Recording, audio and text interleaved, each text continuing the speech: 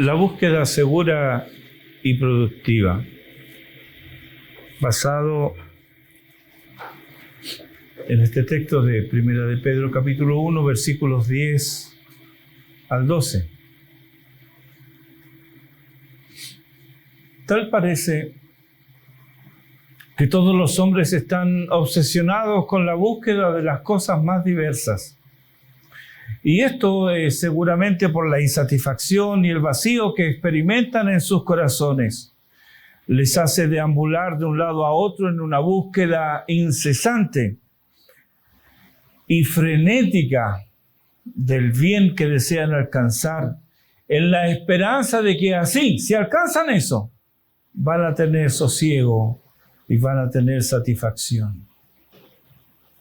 Romanos 1:18 y siguientes nos da cuenta de en qué termina la búsqueda de aquellos que no tienen o ignoran a Dios en sus vidas. Agustín resume esta búsqueda infructuosa en la frase: «Oh Señor, nos hiciste para ti, y nuestro corazón está inquieto hasta que descanse en ti». Así es el mundo. Y los creyentes debiéramos exhibir un estilo de vida superior. Pero lamentablemente no siempre es así. La corriente de este mundo no solo es impetuosa y contagiosa, sino que además muchas veces nos arrastra a nosotros con ella. Para el tiempo de Jeremías, el pueblo de Dios se había abandonado a esa corriente. Los que tenían el conocimiento de la ley desconocían a su Dios, que les había dado la ley. Quienes debían guiar al rebaño se dejaban llevar por sus apetitos y dejaron de alumbrar en las tinieblas. Anduvieron tras lo que no aprovecha, dice Jeremías 2:9. Es Dios quien pronuncia su queja e insiste en el versículo 11 del capítulo 2 de Jeremías: «Mi pueblo ha trocado su gloria por lo que no aprovecha».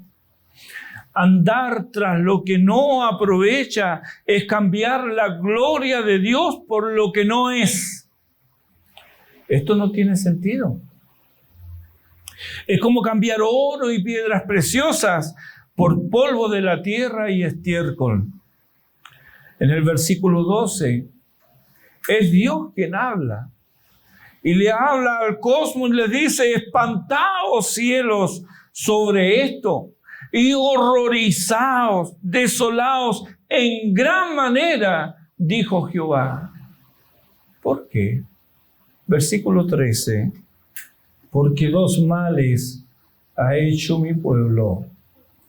Uno, me dejaron a mí, fuente de agua viva, y cavaron para sí cisternas rotas que no pueden retener las aguas». Mira qué locura.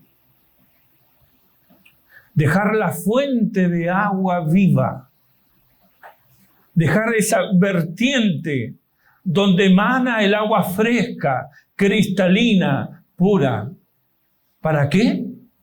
Para cavar cisternas. ¿Qué es una cisterna? Es un hoyo en la tierra que se hace para acumular el agua, muchas veces agua de lluvia o agua que la arrastran a veces algunos aludes, y ahí queda esa agua estancada. Pero ni siquiera servía para retener esa agua, sino que eran cisternas que no podían retener las aguas. Mira el cambio. La búsqueda infructuosa del pueblo de Dios, la búsqueda inútil, tiene lugar cuando andamos tras lo que no aprovecha. Cuando dejamos a Dios de lado. Pedro nos habla en nuestro texto de una búsqueda diferente, una que indaga en los misterios revelados de Dios. Así él nos presenta tres verdades aquí. el testimonio de los profetas, en primer lugar. En segundo lugar, el anuncio del Espíritu. Y en tercero, la gloria, la venida en gloria de nuestro Señor Jesucristo.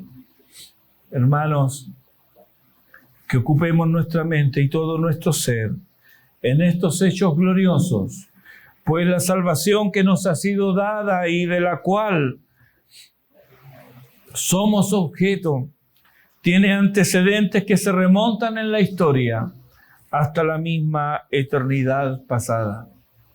Veamos entonces, en primer lugar, el testimonio de los profetas. En Mateo capítulo 5, versículo 12, luego que nuestro Señor pronunciara las bienaventuranzas y la persecución de la cual son objetos quienes desean hacer la voluntad de Dios, allí, cuando están en la aflicción que sin duda vendrán, les dice: gozaos y alegraos, porque vuestro galardón es grande en los cielos. ¿No te suena esto familiar?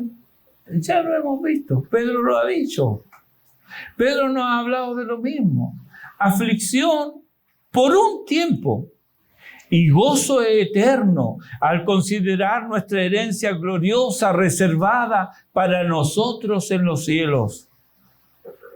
Y esta aflicción presente no es una novedad. No somos los primeros en sufrirla. Jesús dice: porque así persiguieron a los profetas que fueron antes de vosotros. Los profetas que profetizaron de la gracia destinada a vosotros, dice Pedro en el versículo 10, inquirieron y diligentemente indagaron acerca de esta salvación. Los profetas, aquí, es un grupo mucho más extenso que los autores de los libros proféticos. Incluye a Jacob, por ejemplo. En Génesis capítulo 29 lo podemos ver. A Enoc, según Judas versículo 14. Incluye a Moisés, incluye a David. Todos ellos señalaron diversos aspectos del Mesías que había de venir para consumar y llevar a cabo esta salvación que ahora disfrutamos nosotros.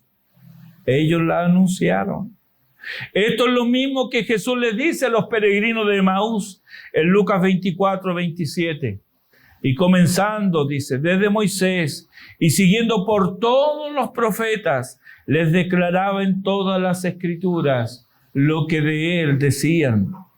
También es lo que les dice a tus temerosos discípulos, menos Tomás, que no estaba ausente, ¿verdad? Y se perdió esta enseñanza, según vimos el domingo pasado, versículo 44.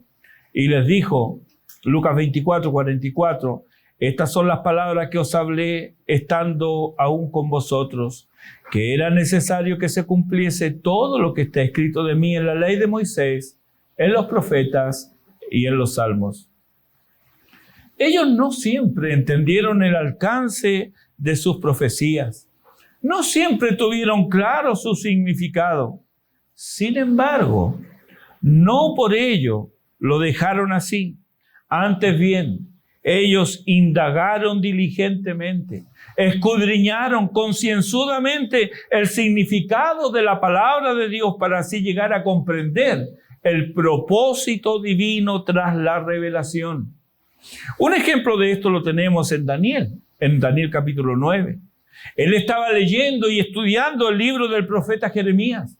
Él creyó lo que Jeremías profetizó y concluyó que el tiempo que había profetizado en Jeremías 25:11 y 29:10 acerca de los 70 años de la cautividad de Israel, él creyó eso, lo leyó y dijo, esto está próximo a cumplirse.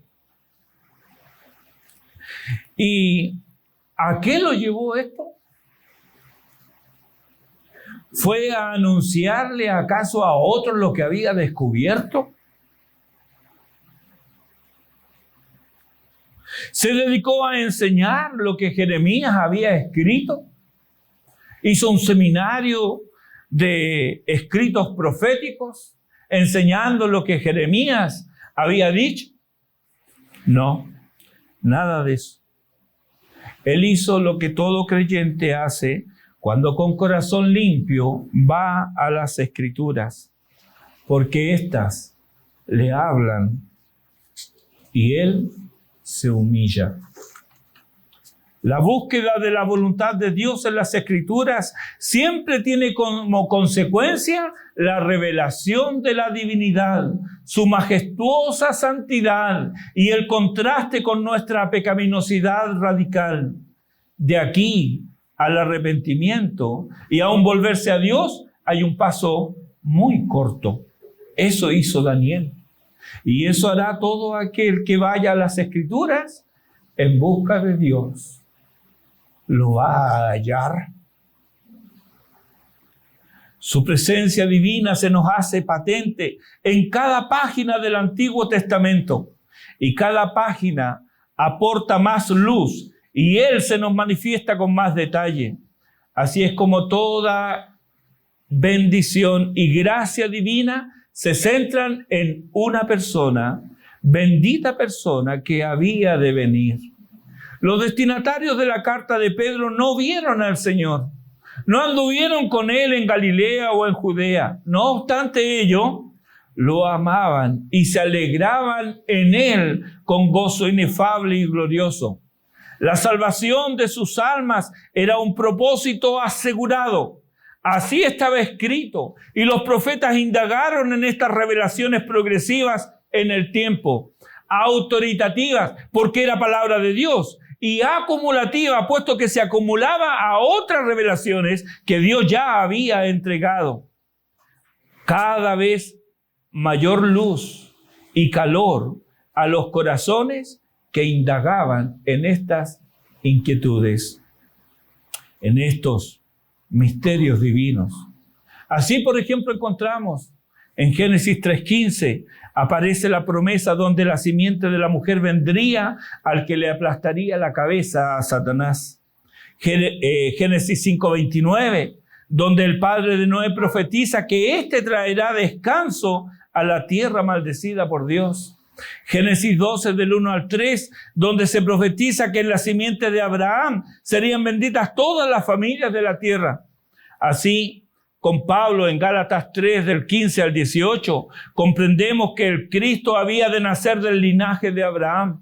Por Génesis 4, 49, 10, vemos que de Judá vendría uno que sería rey, que en Números 24, 17 se le llama estrella, y en Deuteronomio 18, 15 Moisés habla del que había de venir como profeta, cuyas palabras entiende, comprende, cree y enseña Pedro en Hechos capítulo 3 del 21 al 23, añadiendo en el versículo 24 de Hechos 3, Pedro dice: y todos los profetas desde Samuel en adelante, ¿cuántos han hablado? También han anunciado estos días. Espacio, tiempo y lugar no falta para hablar de los numerosos pasajes y textos del Antiguo Testamento, como el libro de los Salmos, como los profetas Isaías, Jeremías, Ezequiel, Daniel, Oseas, Sofonías, Zacarías y Malaquías. Nos hablan de la bendición espiritual que Dios traería a Israel, y no solo a Israel, ya que su influjo benefactor y salvífico se extendería entre todas las naciones de la tierra. Los judíos en parte entendieron esto, pero lo creían solo aplicable a Israel. Ellos decían: ningún profeta profetizaba sino por los días del Mesías.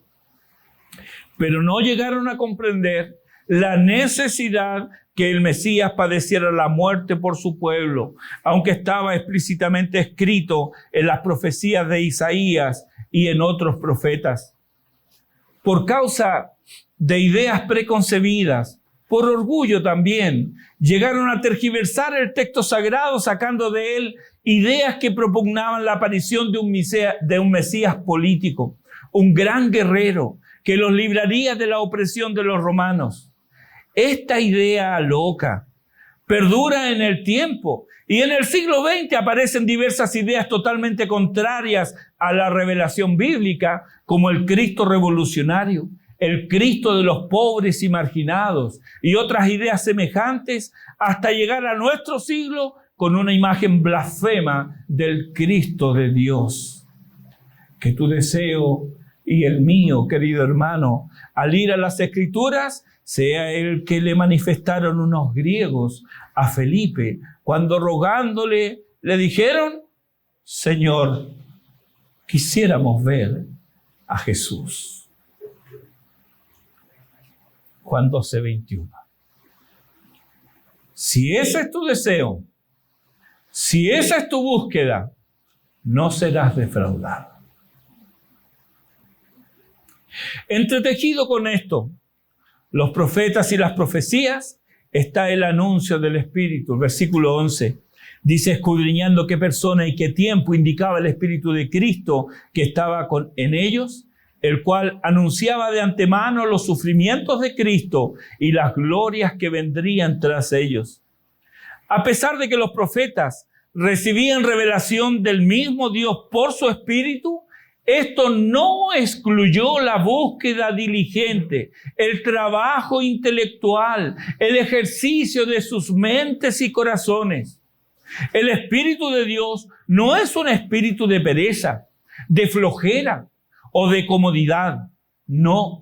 Dice Isaías capítulo 11, versículo 2, que el Espíritu de Jehová es espíritu de sabiduría y de inteligencia, espíritu de consejo y de poder, espíritu de conocimiento y de temor de Jehová. Él hace entender diligentemente en el temor de Jehová. Recibir revelación de Dios para los profetas y, en el caso nuestro, ser iluminados por la palabra de Dios, los llevaba y nos lleva a estimular nuestras mentes para comprometernos, compenetrarnos del misterio divino.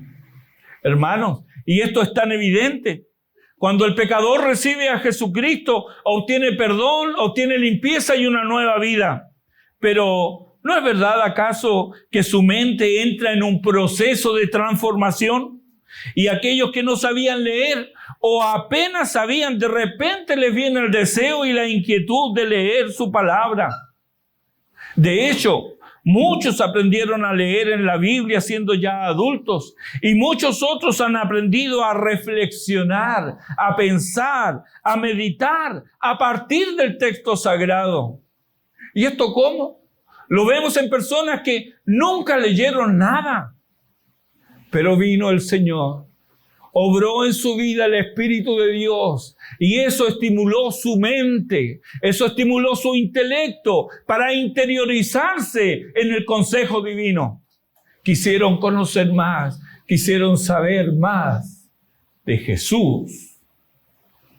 Y créanme, ninguno de ellos ha sido jamás defraudado. Pero no nos equivoquemos. No es que la mente abocada a las revelaciones divinas puede llegar a comprender por sí sola el misterio divino. No. A pesar de que nuestra mente es estimulada, así todo, necesitamos la ayuda del Espíritu para comprender, entender y luego obedecer lo que nos es revelado. Miremos el caso de Daniel. En el capítulo 7, versículos 15 y 16 de Daniel dice: se me turbó el espíritu a mí, Daniel, en medio de mi cuerpo, y las visiones de mi cabeza me asombraron. Me acerqué a uno de los que asistían y le pregunté la verdad acerca de todo esto. Y me habló y me hizo conocer la interpretación de las cosas. En el capítulo 8, versículo 27 dice: y yo, Daniel, quedé quebrantado y estuve enfermo algunos días, y cuando convalecí, atendí los negocios del rey, pero estaba espantado a causa de la visión y no la entendía. Aquí tenemos a un hombre de Dios, un hombre que recibió revelaciones celestiales a las que se esforzó por atender, por entender. Aplicó su mente a entender estas cosas y no pudo. Solo comprendió cuando le fue dado a conocer la interpretación de las cosas que había visto. Él necesitó la ayuda divina para entender. Pedro nos dice en su segunda carta, capítulo 1, versículo 20, que ninguna profecía de las Escrituras es de interpretación privada. Si la palabra ha sido inspirada por Dios, solo Él la puede explicar y aplicar a los corazones, y lo hace por medio de su Espíritu. Espíritu que aquí es llamado Espíritu de Cristo, puesto que es su gozo, su deleite, de acuerdo al plan del Padre, tomar las cosas del Hijo y revelarlas a los siervos suyos.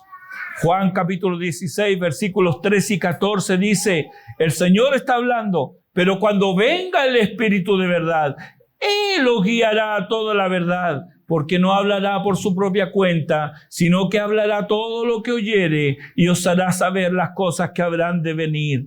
Él me glorificará, porque tomará de lo mío y os lo hará saber. Es así entonces como el Espíritu de Dios ha obrado a través de los siglos, inspirando en sus siervos los profetas la palabra divina y luego asistiéndoles en la comprensión e interpretación correcta de la misma.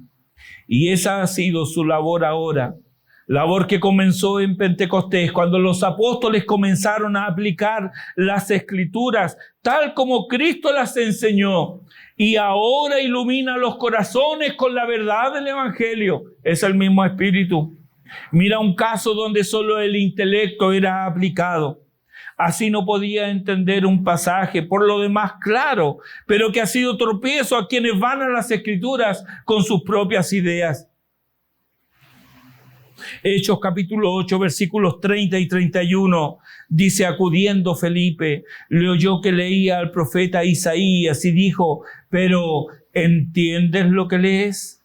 Él dijo, ¿y cómo podré si alguno no me enseñare? La labor pedagógica del Espíritu de Dios es insustituible. Es necesaria para entender los alcances de esta salvación tan grande.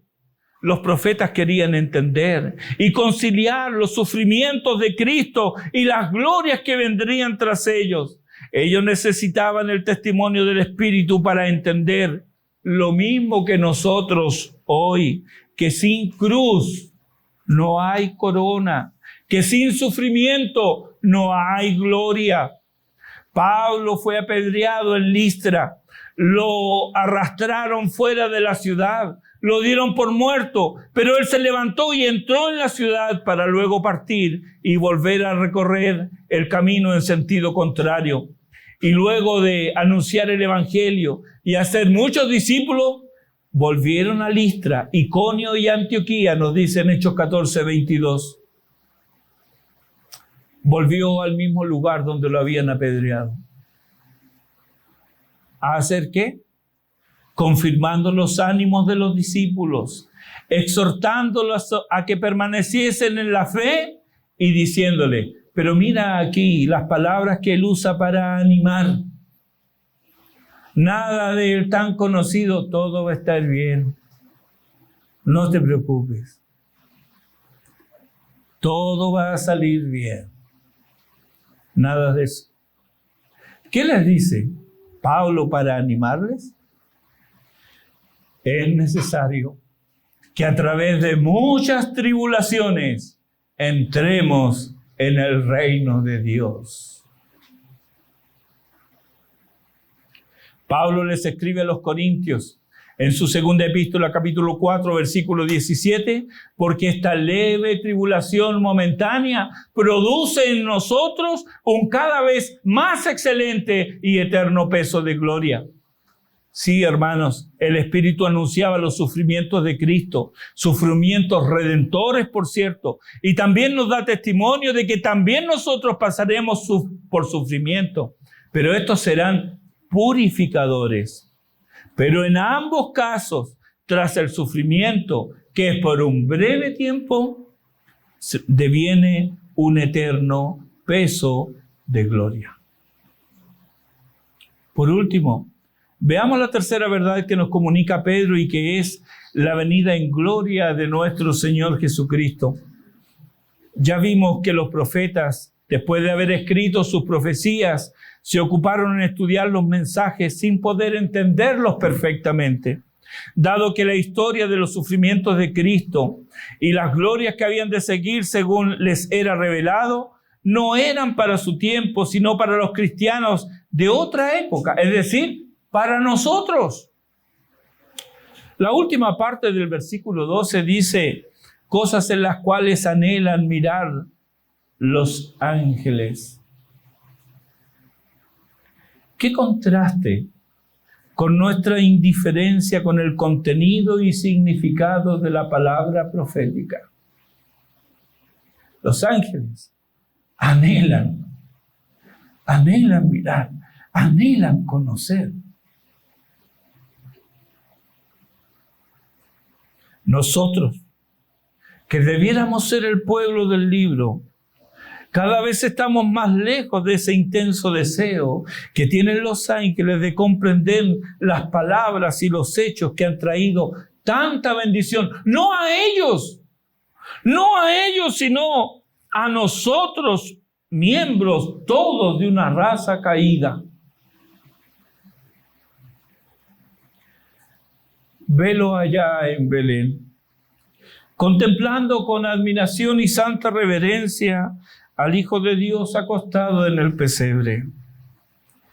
Ve a las huestes celestiales que proclamaron la gloria de Dios mientras anunciaron su nacimiento, prorrumpiendo en alabanzas a Dios.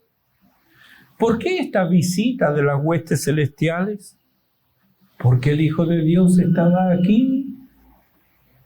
Fueron ellos los que ministraron a sus necesidades cuando el bendito Hijo de Dios tuvo hambre y sed en el desierto, luego de ser tentado por Satanás. Fueron ellos los que lo sostuvieron en la agonía del Getsemaní antes de ir a la cruz. Fueron los ángeles los que no se perdieron detalle de cada movimiento de su vida hasta su muerte y resurrección. Ellos presenciaron su hora oscura y ellos fueron testigos de su resurrección. Ellos movieron la enorme roca a la entrada de la tumba, no para que Cristo saliera, sino que para que sus discípulos entraran, vieran y creyeran. Ellos estuvieron presentes en todo su ministerio terreno, aunque nada hubo para ellos. Curiosamente, aunque cantaron en su nacimiento, no lo hicieron en su resurrección. ¿Será que eso nos corresponde con propiedad a nosotros, que somos directos beneficiados por la resurrección de Cristo? Somos nosotros los beneficiados por la muerte y resurrección del Hijo de Dios. Nosotros debiéramos estar siempre exultantes de gozo y estimulados a penetrar el misterio divino para así, con mayor conocimiento, mayor admiración y reverencia, mayor asombro y gratitud, nuestras voces se eleven tan alto que lleguen hasta el mismo trono del Altísimo y nuestras obras proclamen por doquier las alabanzas al Cordero que vive y reina para siempre. Pues el contenido del Evangelio es Cristo y Él es precioso. La celebración por la grandeza de nuestra salvación debe ser constante y gozosa. ¡Qué privilegio este de anunciar el Evangelio! Y aquí es el Espíritu Santo, pedido por el Hijo y enviado por el Padre, el que se vale de nuestro anuncio para convencer al mundo de pecado, de justicia y de juicio. La evangelización y el Espíritu Santo van juntos, no solo en esta oración, sino en la acción evangelizadora. Los profetas predecían los grandes hechos salvíficos por el Espíritu Santo. Los apóstoles lo anunciaron por el mismo Espíritu Santo. Este es el Espíritu Santo enviado del cielo que hace su entrada entre nosotros en Pentecostés, y donde quiera el Evangelio es anunciado, allí está Él ejerciendo su labor.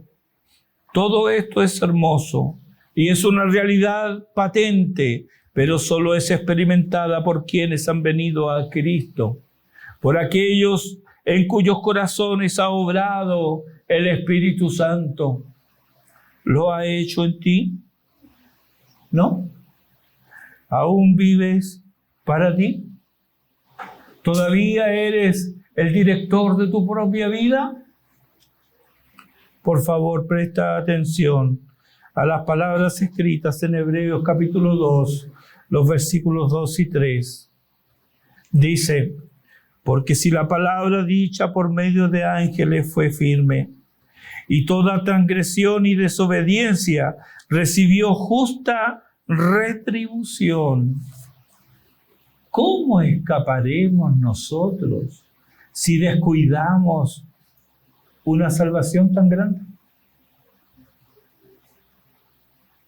Gracias a Dios, no tienes por qué escapar, no tienes por qué huir, porque Dios te está llamando ahora mismo para que vayas a Él con arrepentimiento y fe. ¿Dices acaso que no lo tienes? Pues mira qué maravilla, porque Él nos da lo que Él nos exige. Él te da arrepentimiento y fe. Clama a Él, pídele que tenga misericordia de ti y sé salvo. Pero esta palabra también es para nosotros, hermanos.